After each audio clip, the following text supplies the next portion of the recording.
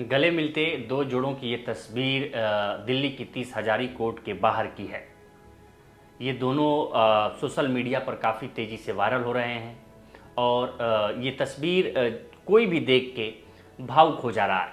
दरअसल तस्वीर की पूरी कहानी ये है कि ये दोनों तलाक लेने जा रहे थे 30 हजारी कोर्ट में। अब अंतिम दौर की सुनवाई थी और उसी दौरान अब ये तय होना था कि अब ये दोनों अलग हो जाएंगे एक दूसरे से। लेकिन जो लड़की दिख रही है उसका नाम शिखा है और जो लड़का दिख रहे हैं उनका नाम सौरभ है।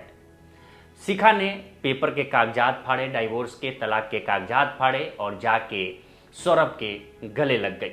सौरभ ने उसी उत्सुकता के साथ उनको गले लगाया और गले मिलकर दोनों रोने लगे। दरअसल कहानी ये है कि 2020 में शिखा और सौरभ की शादी होती है।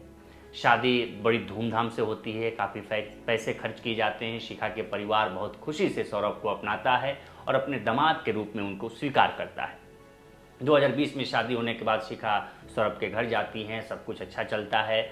उसके बाद शिखा प्रेग्नेंट होती हैं। प्रेग्नेंट के बाद उनका एक बेटा भी होता है और सब ठीक चल रहा होता है। लेकिन कुछ समय बाद दोनों पति और पत्नी के बीच अनबन शुरू हो जाती है।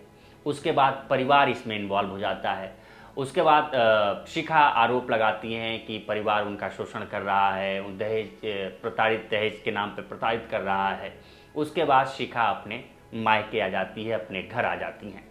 उसके बाद पिता, चूँकि कोई भी पिता अगर बेटी का घर टूटता है तो पिता सबसे ज़्यादा दुखी होता है। उनके पिता उसके बाद से थोड़े बीमार रहने लगते हैं। उसके बाद से शिखा अपने ससुराल वालों पर दहेज प्रताड़ना का आरोप लगाती हैं, FIR दर्ज होती है। उसके बाद मामला कोर्ट में पहुंचता है और तलाक की अर्जी फाइल होती है। धीरे धीरे सुनवाई चलती है, तारीख पे तारीख आगे बढ़ती रहती है। हर सुनवाई के बाद पति पत्नी जिस दिन सुनवाई होती है आमने सामने होते हैं, लेकिन जो प्यार की निगाहें होती हैं अब वो एक दूसरे के प्रति दुश्मनी की निगाहों से देखते हैं। इसी बीच कुछ समय बाद जब ये तारीखें पड़ती हैं तो 2-4 साल के बाद चूँकि फाइनेंशियल दिक्कतें आती हैं, क्योंकि परिवार में कमाने वाले उनके पिता ही होते हैं। चूँकि कहा जा रहा है कि अब उनके भी कमाई के संसाधन कम हो गए थे, पिता जो शिखा के पिता हैं। अब चूँकि पैसे भी खर्च होते हैं, वकील करने के पैसे दिए जाते हैं, तमाम प्रकार के पैसे लगते हैं, कागजात बनवाने के, हर प्रकार के पैसे हर तरीके से खर्च होते हैं। इसी समय फाइनेंशियल दिक्कतें भी आती हैं शिखा के, लेकिन फिर भी शिखा हार नहीं मानती हैं। वो तलाक लेने के लिए डटी रहती हैं कि नहीं, मुझे तलाक ही चाहिए। उसी दौरान एक उनके पक्ष में एक फैसला आता है कि जो उनका बेटा है उनकी देखभाल के लिए 20,000 रुपये पिता को महीने देने होते हैं। तो उनकी पहली एक जीत होती है। लेकिन अभी भी अपने एलिमनी के लिए वो लड़ाई लड़ती हैं शिखा कोर्ट में कि उनको भी एलिमनी दी जाए। ये सुनवाई चलती रहती है। इसी के बीच अचानक उनके पिता की तबीयत खराब हो जाती है और तबीयत ऐसी ख़राब होती है कि ज़िंदगी और मौत के बीच का रास्ता हो जाता है। उनको हार्ट अटैक आ जाता है शिखा के पिता का। चूँकि फाइनेंशियल दिक्कत होती है तो किसी बड़े प्राइवेट हॉस्पिटल में न जाकर एक सरकारी हॉस्पिटल में उनको भर्ती कराया जाता है। लेकिन जैसे ही इस बात की जानकारी शिखा के पति यानी कि सौरभ को लगती है, वो तुरंत हॉस्पिटल पहुंचते हैं, हालचाल लेते हैं अपने ससुर का। हालचाल लेने के बाद पता चलता है कि नहीं, इनकी तबीयत काफ़ी ख़राब है और सुधार नहीं हो रहा है। तो वो वहाँ से उनको रेफ़र करके वहाँ से एक गुरुग्राम के बड़े हॉस्पिटल में, मेदांता हॉस्पिटल है गुरुग्राम का, वहाँ ले जाके उनको प्राइवेट हॉस्पिटल में भर्ती कराते हैं। इधर शिखा अपने पिता की बीमारी की वजह से टूट जाती हैं, क्योंकि इकलौता एक साधन होते हैं पिता फाइनेंशियली का, तो टूट जाती हैं।